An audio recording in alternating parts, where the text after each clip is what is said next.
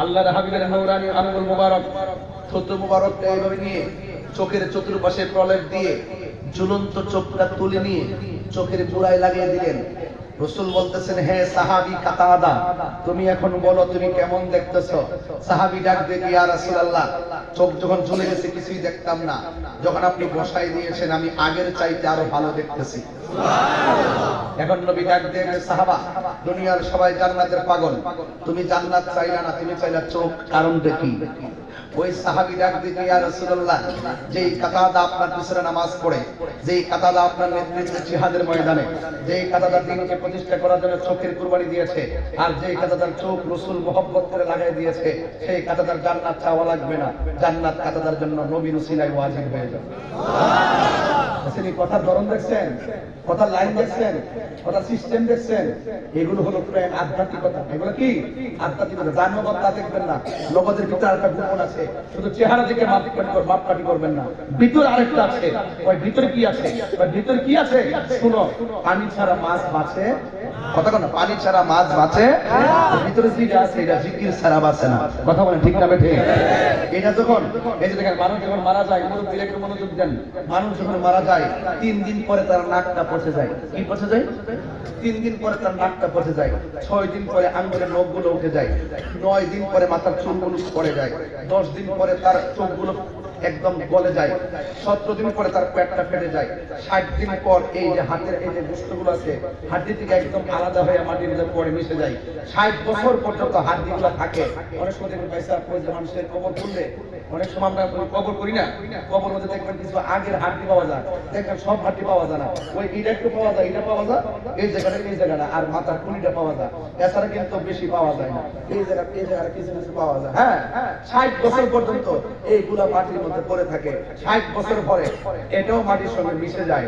এখন প্রশ্ন হলো, আপনার চোখটা, আপনার নাক পচে গেল, আপনার চোখ পড়ে গেল, আপনার চুল উঠে গেল, আপনার গোশত খুলে গেল, আপনার হাড্ডি মিশে গেল, আচ্ছা তাইলে আবার কিতাবে পাই, আবার বাস্তবে পাই 600 বছর পরে, 100 বছর পরে, 80 বছর পরে কবরে যেমন লাশ দিছে, আবার এমন ভাবে লাশ আছে একটা পশমের মধ্যে লাগে নাই, একটা চুলও পড়ে নাই, একটা চোখও পচে নাই, একটা হাড্ডিও পড়ে নাই। মানুষটা কেন রইল? ওই যে ভিতরে ভিতরে টুকরা আছে, এই টুকরার নাম হলো কাল। এই কাল যখন সুস্থ থাকে, এই দেহের জিম্মাদারিত্ব এমন ভাবে আল্লাহ দেয়, মাটি দেহের মধ্যে স্পর্শ করতে দেয় না। একটা বান্দা আর একটা বন্ধু, একটা বান্দা আর একটা বন্ধু, আরে জোরে কন্যা সুবহানাল্লাহ বলে গেল। বুঝা গেল, এক দেহ মাটি খেয়ে ফেলে, এক দেহে মাটি পচে ফেলে, দেহ পচে গলে যায়, 60 বছর পরে প্রত্যেকটা হাড্ডি মাটির সঙ্গে মিশে যায়। এখন প্রশ্ন হলো, ওয়াল্লাহি হুজুর, আমরা তো দেখেছি 100 বছর পরে, 200 বছর পরে দেহের ভিতরে মাটি স্পর্শ করে নাই, তার দেহ যেমন ছিল তেমন আছে। কারণটা কি? কারণটা হলো আল্লাহুল মাওলা ফালাহুল কুল, যে আল্লাহ হয়ে গেছে সারা পৃথিবী তার হয়ে গেছে।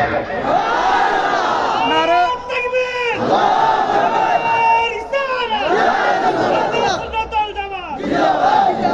আওয়াজ করে বলেন ঠিক না বেঠিক?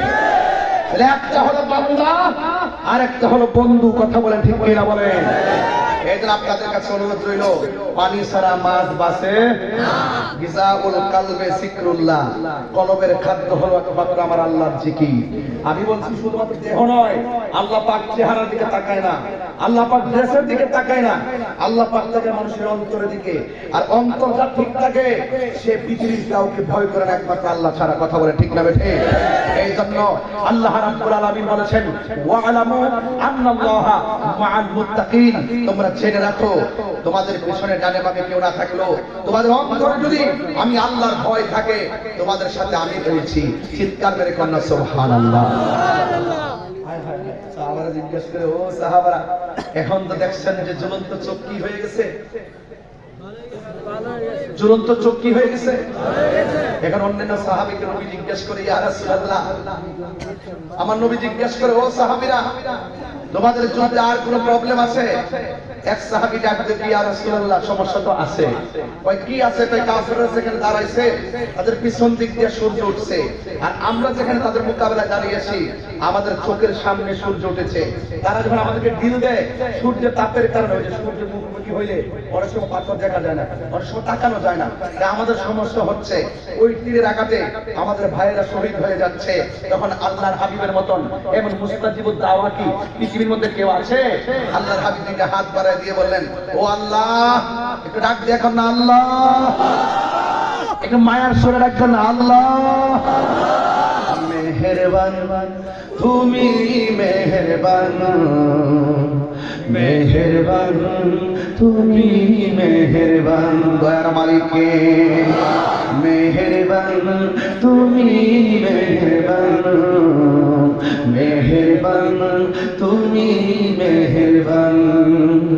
আমি পাপী গুনাহগার, তুমি ছাড়া কে আছে আর, ক্ষমা করো ও গো প্রভু, তাওবা করি বারে বার।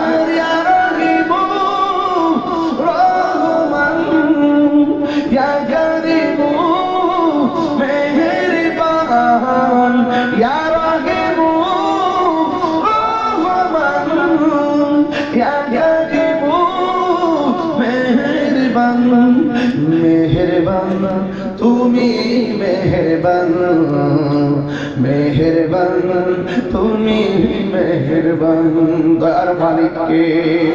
আরে বাবা, অসুস্থ শরীর নিয়ে আইছেন, পিঠের মধ্যে ব্যথা হয়ে গেছে, ডায়াবেটিসটা বেড়ে গেছে বুঝি, প্রেসারটা বুঝি বেড়ে গেছে। যদি আল্লাহর একটু মায়া লাগে যায়, সেকেন্ডের ভিতরে ব্যথা রূপ ভালো করে দেওয়ার মালিক জেনে না জেনে হাজার পাপের সাগরে ডুব দিয়েছি, পথ হারিয়ে ভুলে, বুঝে না বুঝে হাজার পাপের সাগরে ডুব দিয়েছি, পথ হারিয়ে ভুলে, নিজের প্রতি নিজে সকাল বিকাল সাজে, নিজের প্রতি নিজে সকাল বিকাল সাজে জুলুম করেছি বারে বার। ইয়া রাহিম রহমান ইয়া করিম মেহেরবান, মেহেরবান তুমি মেহেরবান, মেহেরবান তুমি মেহেরবান। নবী গো, ১,৫০০ বছর পর আমরা এসে আপনার গান গাইতেছি, আর সাহাবায়ে কেরাম আপনার দেখতে দেখতে আবেদন জানাইছে। ও নবী গো, যদিও সাহাবীরা দেখে দেখে আবেদন জানাইছে, আমরা যদিও ১,৫০০ বছর পরে অনেক দূর আজকে রামচন্দ্রপুর আছি, যদি আমরা মুরাদনগর আছি, ও নবী আমরা পাগলগুলো কেমন একটু দরখাস্ত করে যাই না লন, তাই ফের জমিনে যারা আপনার পাথর মারছে, আমরা মুরাদনগরের পাগলগুলো যদি সেই দিন থাকতাম, আমাদের বুকটা পাথরের বরাবর পাইটা দিতাম, আপনি মোস্তফার বদন মোবারকে একটা পাথর লাগতে দিতাম না। কথা বলেন, এটাই সঠিক, এটাই সঠিক। এই জন্য আপনার নবীকে জানের চাইতে বেশি ভালোবাসি। আমার নবী, আপনার নবী ডাক দিয়ে সাহাবীরা রে, তোমাদের কোনো সমস্যা আসেনি? সাহাবীরা কই, নবী গো, সূর্যটা চোখের মধ্যে লাগে, একটু কষ্ট হইতেছে। নবী আমার দুইটা হাত আল্লাহর কাছে বাড়ায়, আল্লাহ, আমার সাহাবীরা জীবনে প্রথম যুদ্ধের মধ্যে এসেছে, যদি সবাই মারা যায়, শহীদ হয়ে যায়, তোমার দিনের পতাকাকে পাহারা দিয়া রাখবে। আল্লাহ, সূর্যের তাপের কারণে আমার সাহাবীরা সামনে তাকাইতে পারে না। সাহাবায়ে কেরাম বলেন, আল্লাহর হাবিব এই কথাটা বলতে দেরি, আমার আল্লাহ ওই যে আকাশের সূর্যের মুখের মধ্যে মেঘমালা দিয়া সাহাবায়ে কেরামকে ছায়া দিয়ে দিয়েছে। মুরব্বি মুরব্বি, আজ আপনার বয়স কত? হ্যাঁ, ৭৫ বছরে আগে যখন বৃষ্টি হইতো না, একবার গরম লাগতো, বাড়ির উড়ানের মধ্যে পানি ফালাইয়া বইরে মিলে কইতো আল্লাহ মেঘ দে পানি দে ছায়া দিও না এরকম কইতো না কইতো তো এখনো তো বৃষ্টি না হইলে তো গরম বৃষ্টি হয়ে আমরা সারা আজকে নামাজ পড়ি কথা কোন ঠিক না বেটি আগে বৃষ্টি যখন হইতো না ফসল যখন খারাপ হয়ে যেত না তখন ওখানের মধ্যে পানি ফেলায়া এইভাবে গড়ে গড়ে আল্লাহর কাছে কাঁদছে আবার ওই মুরব্বিদের কান্নার কারণে আল্লাহ আকাশ ভারী করছে বৃষ্টি নামাই দিছে ওই সমস্ত মুরব্বিরা তো অনেক আবেগ মানুষ ছিল গুনাহগার করতো কথা কোন ঠিক না ডাক দিলে আল্লাহ শুনতো কথা কোন ঠিক কি আল্লাহর হাবিব বলে আল্লাহ আপনার কি কষ্ট হইতেছে ও আল্লাহ মেহেরবানি করে আমার সাহাবায়ে কেরামরে তুমি লাঘব করে দাও সূর্য এই কথা বলতে দেখি সূর্যের মুখের মধ্যে আল্লাহ মেঘমালা দিয়ে ছায়া দিয়ে দিবেন এবার সাহাবায়ে কেরাম যুদ্ধ শুরু করলেন বন্ধুরে আমার ও আমার নাম চন্দ্রপুরের বাবা কি ভাষায় বলবো কাঠবাজারের বাবারা শুনে যান এবার আমার নবী কিছুক্ষণ পরে সাহাবায়ে কেরামকে ডাক দিলেন সাহাবীরা এতক্ষণ তো তোমাদের চোখের মধ্যে সূর্য লাগতো এখন কোনো সমস্যা আসেনি সাহাবায়ে কেরাম ইয়া রাসূলুল্লাহ আবার নতুন করে আরেকটা সমস্যা দেখা দিয়েছে কি সমস্যা ইয়া রাসূলুল্লাহ নবী গো ওরা দাঁড়াইছে শক্ত মাটির ভিতরে আর আমরা দাঁড়াইছি বালু মাটির ভিতরে বালু মাটির ভিতরে যখন আমরা ঘোড়া লয়া দৌড় দেয় দৌড়ায় দূষিত যে মানে ঘোড়ার যে দৌড়ের কারণে নিচের বালুগুলা ধুলা উঠে যায় ধুলার কারণে ওরা আমাদেরকে পাথর মারলে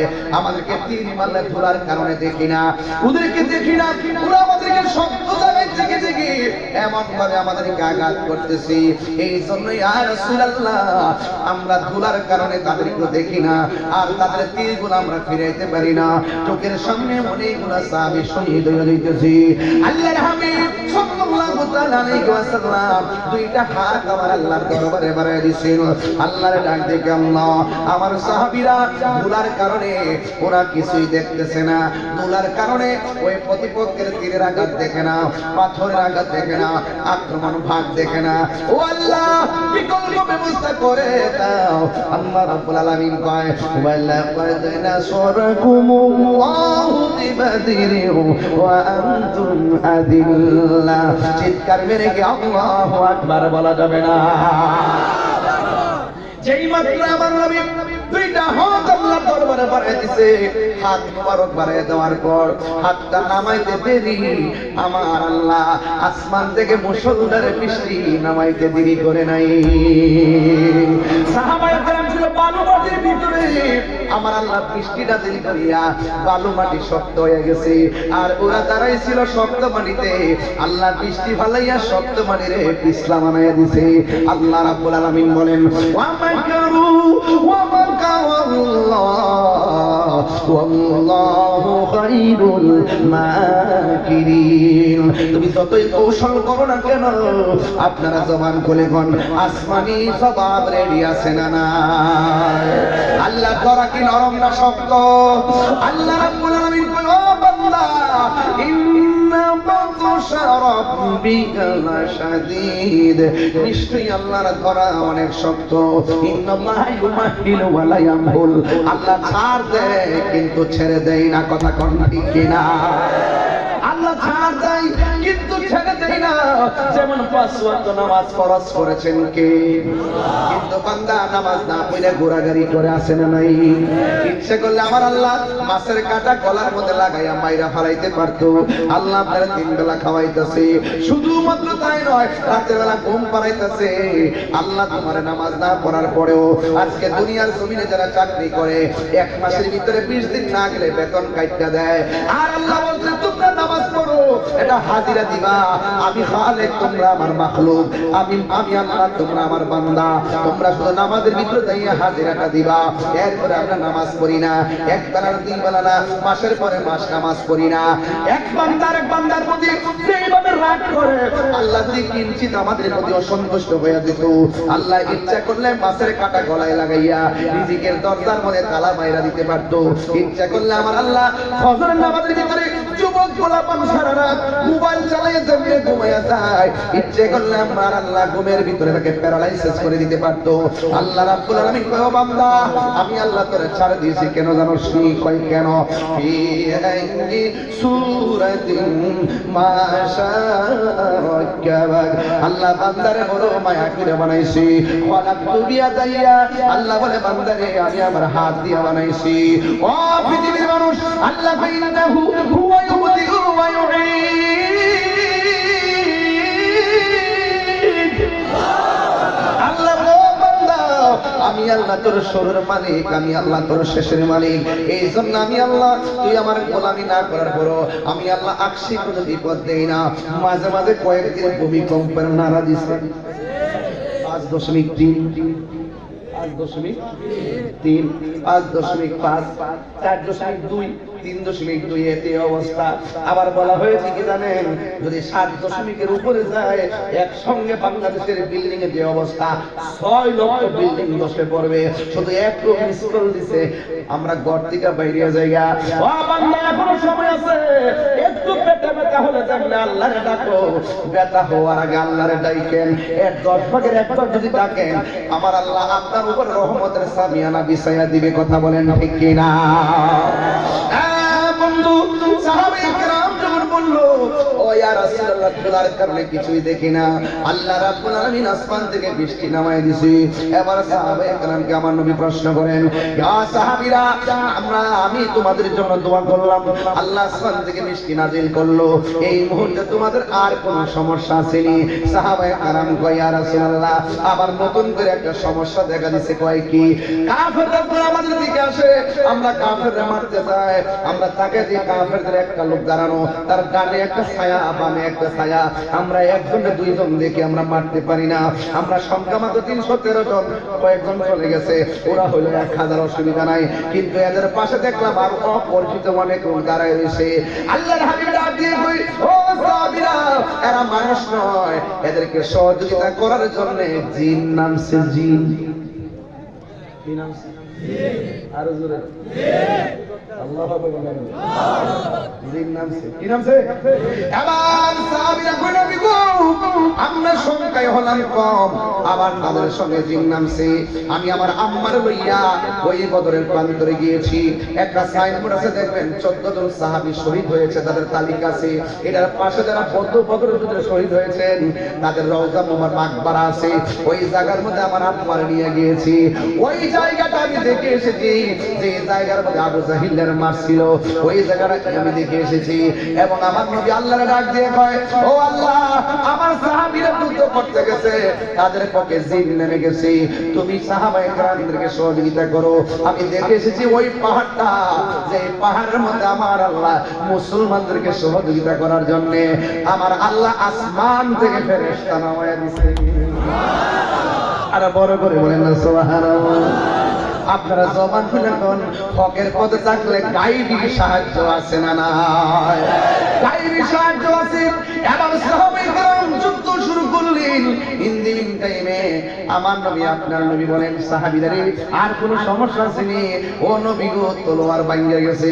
আল্লাহর হাবিবের তলোয়ার ভাঙলে কি হইছে? খেজুর গাছের ডাল। কোন গাছের ডাল? খেজুর গাছের ডাল। খেজুর গাছের ডাল আমার আল্লাহ তরবারি বানায় দেয়। ও গো নবী, প্যার নবী, তোমারই দরবার যেতে গেলে একবার, যেতে চাই বারবার। দু জাহানে চলে শুধু তোমার জমিদারি, দু জাহানে চলে নবী তোমার জমিদারি। আল্লাহ সব কিছুর মালিক, তুমি বন্টনকারী। আমরা নবীর ভিখারি, আমরা কার ভিখারি বলো? নবীর ভিখারি, আমরা নবীর ভিখারি। জোরে কোন ঠিক কিনা? তোমার ক্ষমতা চলে আসমানে, শুধু জমিনে নয়, তোমার ইশারায় মাগরিব হতে উল্টায় আসর হয়। সুবহানাল্লাহ। কোন কেন কি মাগরিব থেকে উল্টা আসর হইছে নি? মৌলা আলী বলছিল, ইয়া রাসূলুল্লাহ, আপনি ঘুমাই দিয়েছেন, ডাক দেই নাই, এই ফাঁকে তো সূর্য ডুবে গেছে, আমার আসর নামাজ কাজা হয়ে গেছে। আমার নবী কয়, হে আলী, তুমি কি নামাজ পড়বা? ইয়া রাসূলুল্লাহ, পড়বো কেমনে? সূর্য তো ডুবে গেছে। আল্লাহর হাবিব কয়, হে সূর্য, আসরের টাইমে যে জায়গায় ছিল এই জায়গায় ফিরে আসো। আর আমি বাংলাদেশের একজন আছে, এরা বলে কিং অফ চট্টগ্রাম নাম দিছে, নাম হলো শাহজাহান চৌধুরী, বুঝছেননি? হ্যাঁ, উনি আমির, জামাতের আমির আর কি। উনি বলতেছে ওই দিন আল্লাহ আমার এত মর্যাদা দিছে, আমার লাগে আকাশের সূর্যটা দাঁড় করে রাখবো। আমি কি হাসতাম না কাঁদতাম?